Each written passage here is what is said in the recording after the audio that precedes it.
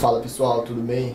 Meu nome é Vitório, sou Head de Análise Fundamentalista aqui na Coinbase e hoje eu estou aqui para tentar ajudar vocês a entender um pouco melhor como que os juros afetam o resultado das empresas e por que que isso vem afetando o desempenho da nossa bolsa como um todo. Eu trouxe alguns exemplos de algumas situações que podem acontecer, de algumas empresas, para a gente tentar visualizar melhor que tipo de empresa é mais afetada, que tipo de empresa é menos afetada, em que situação, outros fatores que podem estar afetando as empresas nesse momento, tá?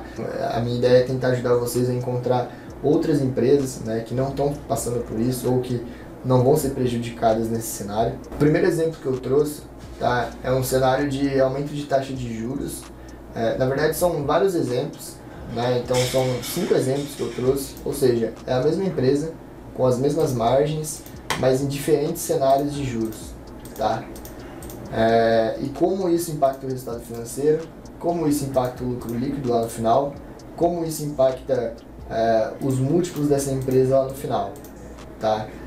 Acho que já de início aqui já dá pra ver, né, que uma empresa desalavancada, esse aumento da taxa de juros, mesmo que ela saia de 2% para 15% do CDI, a gente não vê um impacto tão grande no lucro ou nos múltiplos, né? Ou seja, no PL, no EV/EBITDA, enfim, uma empresa desalavancada acaba não sofrendo tanto ou não tendo impactos em período de alta de juros, tá? Esse é o primeiro exemplo que eu queria mostrar. Então, assim, por mais que o juros está subindo, tem empresas que não vão sofrer um impacto nos seus resultados, né? Falando diretamente nos resultados, dessa alta de juros, tá? Eu vou mostrar outros exemplos de empresas alavancadas, por exemplo, onde esse impacto é muito mais relevante, tá? E fica evidente ali, fica nítido, dá pra gente ver bem isso no DRE de uma empresa. Bom, eu trouxe 5 exemplos aqui, né? Exemplo 1, 2, 3, 4, 5, que basicamente são 5 cenários, né? Cenário em que a taxa de juros, ou CDI, né, para simplificar, está em 2%, está em 6%, está em 9%, está em 12%, está em 15%. Tá? Seria a mesma empresa, olhando do ponto de vista de receita, CPV, lucro bruto, despesas, EBITDA, depreciação e amortização, EBIT, margem EBIT, enfim, tudo igual, tá? É a mesma empresa em cenários diferentes, onde só muda aqui o resultado financeiro. Tá? Isso aqui é para mostrar como o resultado financeiro vai impactar na última linha, que é a linha que mais importa para o investidor, para o acionista da empresa, que é no lucro líquido. Tá? Nesse caso, tá, um exemplo hipotético, eu coloquei que essa empresa tem uma dívida líquida, na verdade é um caixa líquido, tá? Esse valor que é negativo é um caixa líquido de 20 mil. Tá? É uma empresa com valor de mercado de 60 mil, receita líquida de 100 mil e uma dívida líquida, no caso caixa líquido, essa empresa não tem dívidas, tá? Então, basicamente, a alta da taxa de juros vai impactar no aumento da receita financeira dela, tá? Veja que como ela não tem despesa financeira, ela não tem dívida, essa alta da taxa de juros, na verdade, vai ser benéfica para ela, do ponto de vista de DRE, do ponto de vista de resultado. Lógico que por outros motivos, por taxa de desconto, por custo de oportunidade, né? A gente vai ter nos juros uma oportunidade talvez melhor ou menos arriscada, né, do que investir em uma empresa. Isso vai ser ruim para ela, vai ser ruim para a bolsa como um todo, para o valuation das empresas. Mas olhando diretamente para o resultado, a gente vê que o impacto nessa empresa é positivo da alta da taxa de juros, tá? Por quê? Porque é uma empresa com caixa. Então, se o juro sobe, esse caixa ele é rentabilizado a uma taxa maior, tá? Como ela não tem dívida, não vai aumentar a despesa financeira dela, só a receita. Então, nesse caso, ó, a gente vê que a alta de taxa de juros faz com que o lucro líquido aumente ao longo do tempo, tá? Então, o resultado financeiro, que era 320 milhões positivo, tá? Aqui está em vermelho, mas é só porque eu quis destacar para vocês, mas o sinal é positivo, tá? O sinal não é negativo. O lucro líquido também está em vermelho, mas para destacar também é positivo. A gente vê que o lucro com o aumento da taxa de juros saiu de 8.791 para 10.161, conforme a taxa de juros foi aumentando. Ou seja, para essa empresa, tá, E aí eu vou citar alguns exemplos de setores, né, que acontece isso, no setor bancário ou até, acho que mais especificamente do ponto de vista de caixa, o setor de seguros, né? Como o setor de seguros, as seguradoras têm muito caixa lá e esse caixa ele é remunerado pela taxa de juros, na maior parte das vezes, esse impacto é positivo, o resultado financeiro melhora, tá? Então é mais dinheiro, mais lucro entrando no bolso do acionista. Então acaba sendo, de certa forma, olhando apenas para o resultado, bom para essas empresas uma alta de taxa de juros. Então é um setor, ou são setores ou empresas, né, que vale a pena olhar, vale a pena procurar por empresas que são caixa líquido, têm um caixa relevante versus o valor de mercado, porque provavelmente o resultado dessa empresa, mantido tudo mais constante, é claro, né, se não tiver nenhum problema ou nenhuma piora, nenhuma dessas linhas aqui para cima, o resultado dessa empresa vai melhorar, tá? Acho que esse é o primeiro exemplo que eu queria mostrar para vocês. Passando para o segundo exemplo aqui, o mesmo cenário, tá? Mesma empresa, na verdade, não o mesmo cenário, mas o que eu mudei aqui nesse outro exemplo, tá? O que está diferente?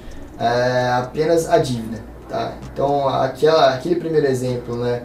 Essa empresa fictícia, ela tinha 20 mil de caixa líquido. Já nesse outro caso, essa empresa tem 90 mil de dívida líquida, tá? Ela tem um caixa de 10 mil, que está sendo remunerado a 80% do CDI, tá? Essa aqui é a fórmula. E ela tem uma dívida de 100 mil, tá? Com um custo de 130% do CDI. Por quê, tá? Só para explicar para vocês. Geralmente, né, quando você vai no banco tentar rentabilizar o seu dinheiro, o banco vai te oferecer uma taxa abaixo do CDI, tá? Porque ele está pegando esse dinheiro, está tomando de você para emprestar, para fazer outras operações. Então não tem como ele pagar 130% do CDI para você e emprestar a 100 ou a 90. Daí ele vai estar perdendo dinheiro. Então o que ele faz geralmente? Ele vai pagar 80, 90, 100, 110% do CDI para você e vai emprestar esse dinheiro para uma empresa, para outra pessoa, a um custo mais alto. Então nesse caso estou simulando aqui a 130% do CDI, tá?